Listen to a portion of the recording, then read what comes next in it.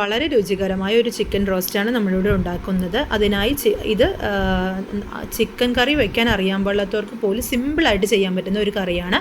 ഇതിലേക്ക് നമ്മൾ അരിഞ്ഞു വെച്ചിരിക്കുന്ന സവാള, പച്ചമുളക്, വെളുത്തുള്ളി, ഇഞ്ചി എന്നിവ ചേർക്കുക. ഇത് വളരെ എളുപ്പത്തിൽ നമുക്ക് പെട്ടെന്ന് തന്നെ ചെയ്യാൻ പറ്റുന്ന വരട്ടലോ ഒരു രീതിയിലുള്ള ബുദ്ധിമുട്ടുകളോ നമുക്കിതിലില്ല. അതിലേക്ക് ഉപ്പ് ചേർക്കുക, 2 സ്പൂൺ പിരിയമുളകും സാധാ മുളക് പൊടിയും കൂടി ചേർത്തിട്ടുള്ളത് ചേർക്കുക. അത് നമ്മൾക്ക് കളർ ഇച്ചിരി ഭംഗിയായിട്ടൊക്കെ കിട്ടാൻ വേണ്ടിയിട്ടാണ്. പിന്നെ അതുപോലെ അതിലേക്ക് മഞ്ഞൾപ്പൊടി, മല്ലിപ്പൊടി എന്നിവ ചേർത്ത് അത് നമ്മൾ ഗ്യാസിൽ വെച്ച് ഇതൊന്ന് ചൂടാക്കുക.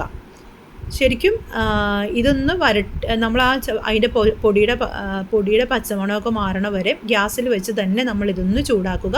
അപ്പോൾ തന്നെ നമുക്കൊരല്പം വെളിച്ചെണ്ണ നമുക്ക് ചേർക്കാം. ഞാൻ മാറ്റി വെച്ചിരിക്കുന്ന കുറച്ച് വെളിച്ചെണ്ണ കേട്ടോ ഞാൻ ചേർക്കണുള്ളൂ. നിങ്ങളുടെ ആവശ്യത്തിനനുസരിച്ച് വീണ്ടും ചേർക്കാം നമുക്ക്.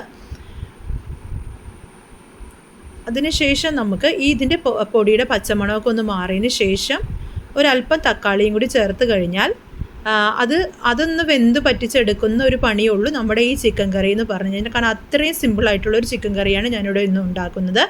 ഈ ചാനൽ ആദ്യമായിട്ടാണ് നിങ്ങൾ കാണുന്നതെങ്കിൽ സബ്സ്ക്രൈബ് ചെയ്ത് കാണാനും ലൈക്ക് ചെയ്ത് എന്തെങ്കിലും അഭിപ്രായങ്ങളുണ്ടെങ്കിൽ കമൻറ്റിൽ രേഖപ്പെടുത്താനും മടിക്കരുത്.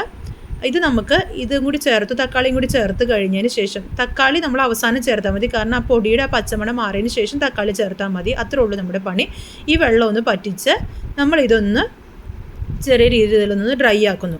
ഡ്രൈ ആയി കഴിഞ്ഞാൽ ഇത് വീണ്ടും നമ്മളൊന്ന് ഇളക്കി ഇച്ചിരിയും കൂടി എണ്ണയും കൂടി ചേർത്ത് നമ്മൾ ഡ്രൈ ആക്കി കഴിഞ്ഞാൽ നമ്മുടെ രുചികരമായ ചിക്കൻ റോസ്റ്റ് ഇവിടെ റെഡിയായി.